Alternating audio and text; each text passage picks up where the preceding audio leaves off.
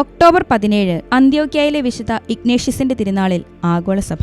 ഈശോ ഒരിക്കൽ ശിശുവിനെ വിളിച്ച് ആരാണ് തങ്ങളിൽ വലിയവനെന്ന് തർക്കിച്ചുകൊണ്ടിരുന്ന അപ്പസ്തോലന്മാരുടെ മധ്യേ നിർത്തിക്കൊണ്ട് അവരോട് അരുൾ ചെയ്തു, നിങ്ങൾ മനസ്സ് തിരിഞ്ഞ് ശിശുക്കളെ പോലെ ആകുന്നില്ലെങ്കിൽ സ്വർഗരാജ്യത്തിൽ പ്രവേശിക്കുകയില്ല. ഈ ശിശുവിനെ പോലെ വിനീതരാകുന്നവരെത്രേ സ്വർഗരാജ്യത്തിൽ പ്രവേശിക്കുക. ഈ ശിശുവാണത്രേ എവേരിയൂസിന്റെ മരണത്തിന് ശേഷം അന്ത്യോക്യയിൽ മെത്രാനായ ഇഗ്നേഷ്യസ് എന്നൊരു പാരമ്പര്യമുണ്ട്. ഇഗ്നേഷ്യസ് തന്റെ അജഗണത്തെ വളരെ താല്പര്യത്തോടെ ഭരിച്ചു പോന്നു. അദ്ദേഹം വിശുദ്ധ യോഹന്നാൻ സ്ലിഹായുടെ ഒരു ശിഷ്യനും കൂടി ആയിരുന്നതിനാൽ സിറിയയിലെ മെത്രാന്മാരെല്ലാം അദ്ദേഹത്തിന്റെ ഉപദേശം ആരാഞ്ഞ ശേഷം മാത്രമാണ് എല്ലാം ചെയ്തിരുന്നത്. സ്മിർണയായിലെ വിശ്വാസികൾക്ക് അദ്ദേഹം എഴുതിയ കത്ത് ഏറെ ശ്രദ്ധേയമാണ്. വിശുദ്ധ കുർബാനയിൽ നിന്ന് മാറി നിൽക്കുന്നവർക്ക് വേണ്ടി ദൈവത്തോട് പ്രാർത്ഥിക്കുക മാത്രം ചെയ്താൽ മതി. എന്തെന്നാൽ അത് നമുക്ക് വേണ്ടി മരിച്ച യേശുക്രിസ്തുവിന്റെ ശരീരമാണെന്ന് അവർ വിശ്വസിക്കുന്നില്ല എന്ന്. AD 105 ട്രാജൻ ചക്രവർത്തി മതപീഡനം ആരംഭിച്ചു. അദ്ദേഹം പാർത്തിയ സമരത്തിൽ നിന്ന് മടങ്ങുന്ന സമയത്ത് ബിഷപ്പ് ഇഗ്നേഷ്യസിനെ വിളിച്ചു ചോദിച്ചു, ഈ നാട്ടിലെ ജനങ്ങളെ ക്രിസ്തുവിന്റെ നിയമം പഠിപ്പിച്ച് വഞ്ചിക്കുന്ന പിശാച് താങ്കളാണോ? ഞാൻ പിശാചല്ല. ദേവദാസരെ കാണുമ്പോൾ പിശാച് ഓടുന്നു. ഞാൻ ഈശോയുടെ പുരോഹിതനാണ്. എനിക്ക് ജൂപ്പിറ്ററിന്റെ പിശാച് ആകേണ്ട.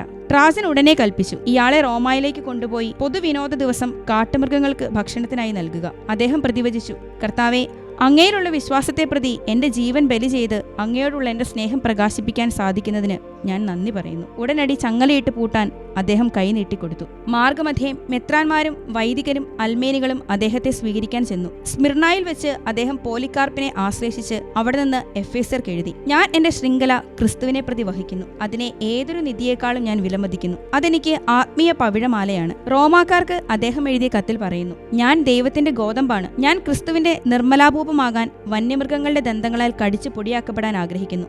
ചിലരെ അവ തൊടാറില്ല. അങ്ങനെ എനിക്ക് സംഭവിക്കാതിരിക്കട്ടെ. AD 107 ഡിസംബർ 20 അദ്ദേഹത്തെ സിംഹത്തിനിട്ടുകൊടുത്തു. വലിയ അസ്ഥികൾ ഒഴികെ ബാക്കിയെല്ലാം അവ തിന്നു. അങ്ങനെ ഇഗ്നേഷ്യസ് ക്രിസ്തുവിനായി തന്റെ ജീവൻ ഹോമിച്ചു. പിറ്റേ ദിവസം ഇഗ്നേഷ്യസ് തന്റെ കൂടെ ഉണ്ടായിരുന്ന ഫീലോ, അഗാത്തോപോഡൂസ് എന്നീ ഡീക്കന്മാർക്ക് പ്രത്യക്ഷപ്പെട്ടുവെന്നാണ് ചരിത്രം. രക്തസാക്ഷിയായ വിശുദ്ധ ഇഗ്നേഷ്യസെ, ഞങ്ങൾക്ക് വേണ്ടി പ്രാർത്ഥിക്കണമേ.